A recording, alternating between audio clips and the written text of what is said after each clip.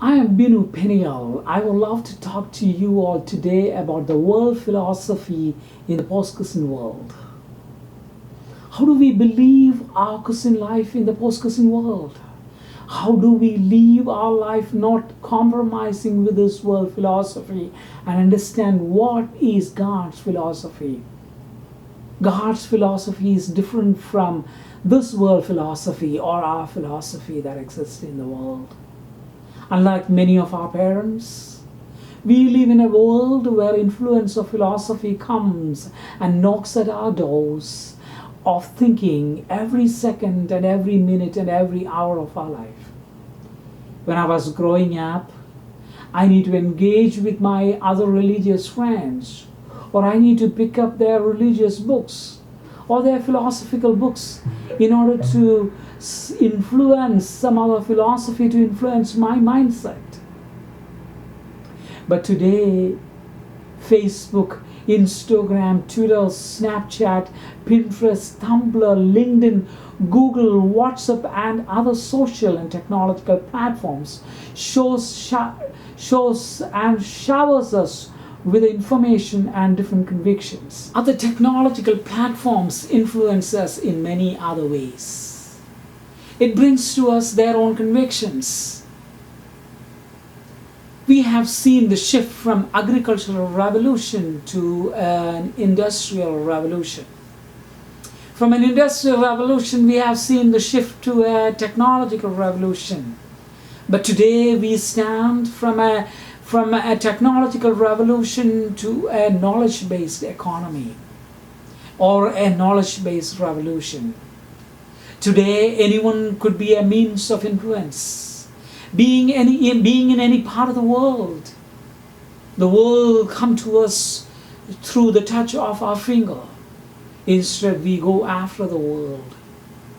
The world come to us with its philosophy, ideologies, and value system. For example, the humanism is at the highest point of its existence.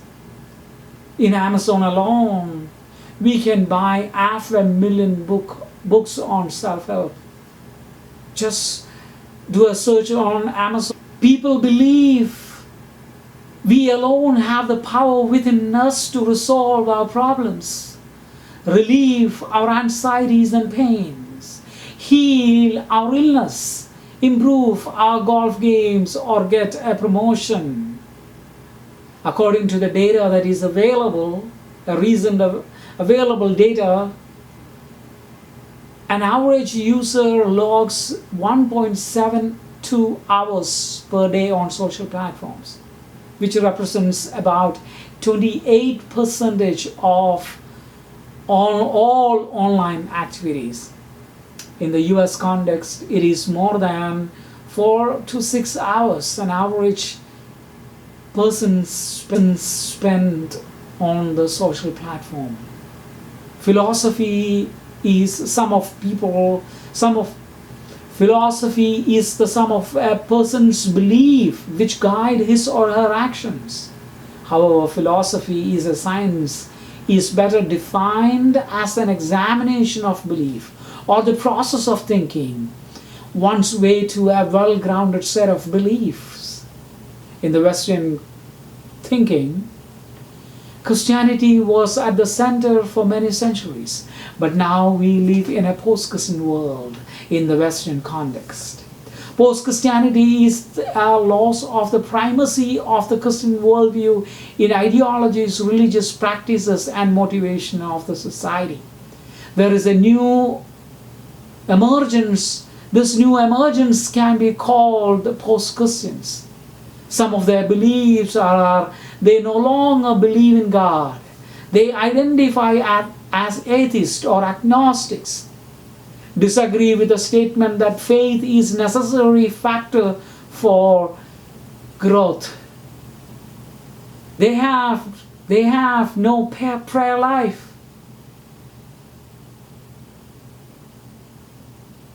They have not made a commitment to follow Jesus Christ in their personal life. They have not donated any money to the church or the gospel activities, have not attended the church for a long time. agrees with Jesus' moment, agrees with the statement that Jesus' most moment is radical. And to the extent of belief that Jesus even committed sin. Have not read the Bible for many, many months. Have not volunteered at any church. No small group activities, no Sunday school. Have not participated in any house church activities. These are some of the distinctive factors when we considered about the post-Christianity and the post-Christian world. This is what the Lord says. Your Redeemer who formed you in the womb. I am the Lord who has made all things, who alone stretched out the heavens, who spread out the earth by myself. Isaiah chapter 44 verse 24. On the contrary, we have so many faithful people, so heavenly minded that they were no earthly good.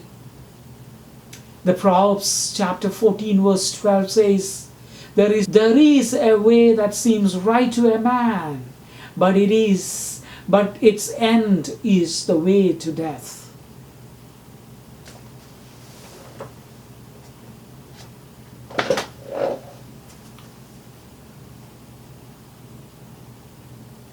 The knowledge of this world is derived by observation, experimentation, and rational analysis. But on the contrary, the knowledge of God is derived by obedience, faith, and miraculous interventions of God. If you believe things happen by chance, if you believe the alarm clock wake you up this morning, try to keep the alarm clock in the funeral home and let's see what happens.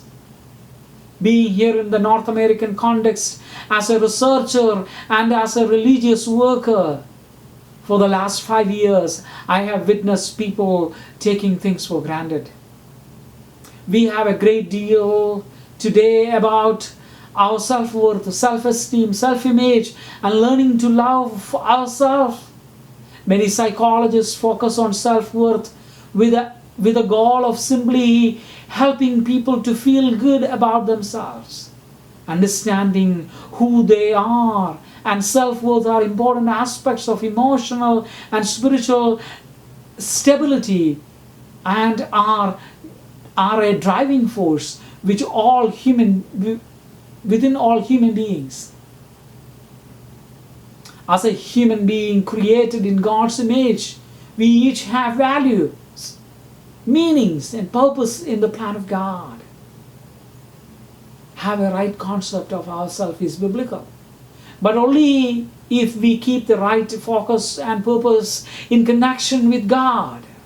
For instance, Romans chapter 12 verse 3 says, we are told to think properly about who we really are according to God's grace. The means of knowing who we are, so that such knowledge transform our motives and thinkings. It is renewed mind in the Word. According to Apostle Peter, or Peter describes the process of building a Christ-centered life as a means of accepting the great precious promise of the Lord in order to become a partakers of the divine nature of God. I invite you, my friends, rethink what kind of philosophy that we are or you are following. A God-centered philosophy, a Christ-centered life, a world-centered, a God philosophy is better for you. It has eternal values. This world-centered philosophy has no values. At the end of our life, have you seen anybody in this world have taken anything from this world? Think about it for a minute. May your life be centered on God. May God bless you.